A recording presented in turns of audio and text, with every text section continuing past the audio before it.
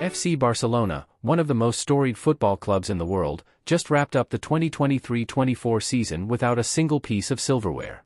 It was a disappointing campaign, especially for a club with such high expectations.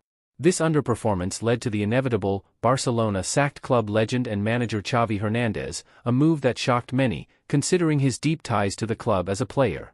Now, with the dust barely settled, Barcelona is looking to rebuild their squad. The stakes are high, and the club is eyeing several high-profile and therefore costly signings to restore their former glory. But here's the big question: where is the money going to come from? If you had asked me 6 months ago, I would have confidently said that the best source of funds would be from the sale of Frenkie De Jong. The Dutch midfielder, valued at around €80 million, seemed like an obvious candidate for a big money transfer that could finance several impressive signings. After all, his performances have been inconsistent, and with Barcelona's financial woes, offloading him seemed like a practical solution. However, when you start to peel back the layers of Barcelona's financial situation, you quickly realize that it's not as straightforward as it seems. Let's start with Frenkie's salary. Next season, Frenkie De Jong is set to earn a staggering €37 million. That figure makes him the third highest paid footballer in the world, behind only Kylian Mbappe and Erling Haaland. Now, considering his form and injury history, that's an astronomical sum for Barcelona to be shelling out. But how did we get here? During the COVID-19 pandemic, Barcelona's previous board made the decision to defer payments to several players, including Frenkie. This means that the club agreed to push back a portion of his wages to be paid at a later date, essentially kicking the financial can down the road.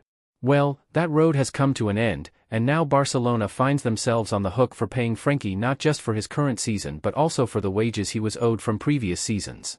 This has ballooned his salary to €37 million, an amount that is putting significant strain on Barcelona's already precarious financial position. Last season, Frenkie's impact was limited due to injuries. He played the fewest league games of his entire Barcelona career, and even when he was on the pitch, his performances were not at the level many had hoped for. Under Xavi, the team struggled to find form early in the season, with the manager experimenting with different systems to balance the midfield. Unfortunately, just as things seemed to be clicking, Frenkie, along with Gavi, went down with injuries. This derailed Barcelona's campaign, causing them to fall several points behind Real Madrid, a gap they were never able to close. This narrative of inconsistency and injury has been the story of Frenkie De Jong's time at Barcelona. Every time it seems like he's about to hit his stride, something happens, whether it's an injury or a change in tactics, that sets him back. This season was no different. Just when he was beginning to show signs of consistency and becoming a key player again, an injury in El Clasico sidelined him, causing him to miss the Euros and Barcelona's summer tour. So, should Frenkie be sold? On the surface, it seems like a logical move. His salary is a massive burden, and he hasn't consistently lived up to the expectations placed on him. 6 months ago, I would have said yes, absolutely. But now, the situation has changed, and one of the reasons for that is the arrival of Hansi Flick. Hansi Flick, the German manager known for his incredibly successful stint with Bayern Munich and his less successful tenure with the German national team, is now at the helm of Barcelona. Flick's teams, especially at Bayern, were known for their reliance on an elite ball progressor, a player who excels in the build-up phase of the game. This is a role that Frenkie De Jong is incredibly well suited for. Despite the criticism he often faces, both from Barcelona fans and detractors, for his methodical style of play, his ability to progress the ball is unmatched. Critics argue that Frenkie holds onto the ball too long, slowing down the play instead of quickly passing and moving it around. However, this is precisely what his role demands. He is not expected to be a rapid passer or a prolific goalscorer. His job is to find the right pass, to identify the space to exploit, and to drive the team forward. Under Hansi Flick, this ability could become invaluable. Flick's system could unlock the potential that Barcelona fans have been waiting to see from Frenkie. But let's not ignore the elephant in the room, his salary.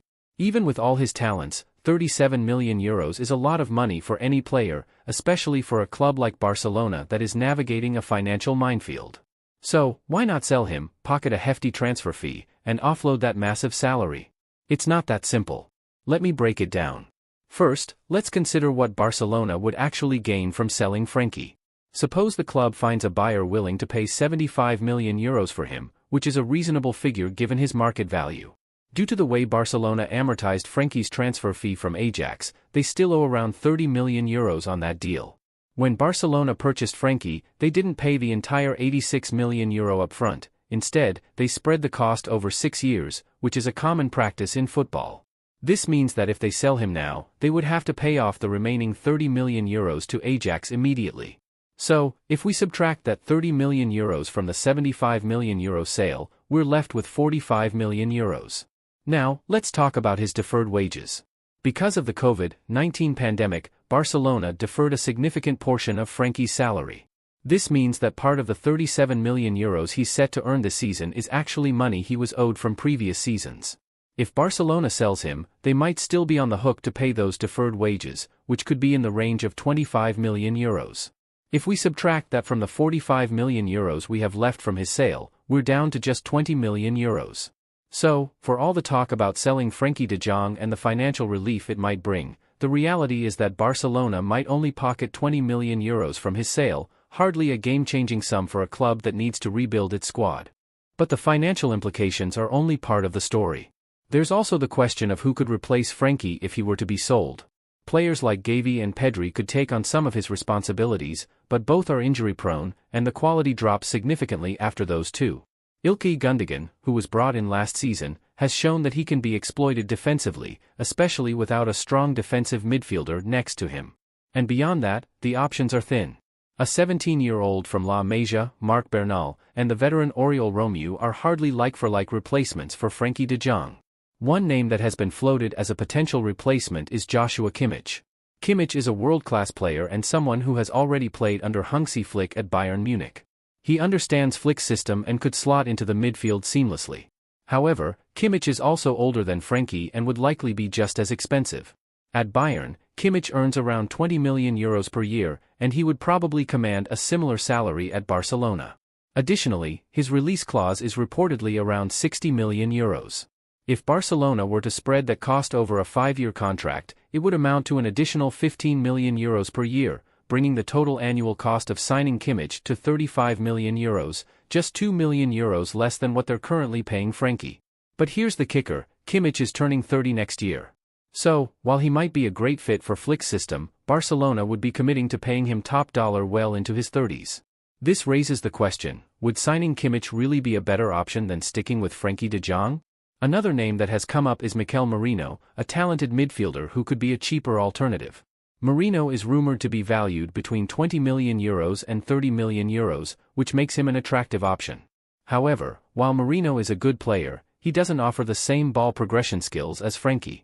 If Barcelona were to sign Merino, they would need to find a way to compensate for the loss of Frenkie's unique abilities, especially considering that the club might not sign a true pivot player this summer, a position they've been trying to fill since Sergio Busquets left. And let's not forget that the squad rebuilding isn't just about the midfield. There are rumors that Barcelona is close to signing a very special winger, someone who could be a game-changer for the team. Additionally, Dani Olmo is another name that has been linked with Barcelona. If both of these players join, it could mean that one of Barcelona's existing attacking midfielders or forwards might have to make way. This brings us to another potential consequence of selling Frenkie.